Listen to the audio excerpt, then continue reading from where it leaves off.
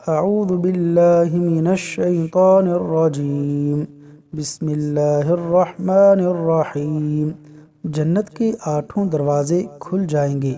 نبی کریم صلی اللہ علیہ وسلم نے فرمایا کہ جس نے اچھی طرح وضو کیا اور پھر یہ کہا اشہد ان لا الہ الا اللہ وحدہ لا شریک لہ، اشہد ان لا الہ الا اللہ وحدہ لا شریک لہ، واشہد ان محمدا عبدہ ورسولہ، واشہد ان محمدا عبدہ ورسولہ، تو اس کے لیے جنت کے 8 دروازے کھول دیے جائیں گے، جس سے چاہے داخل ہو۔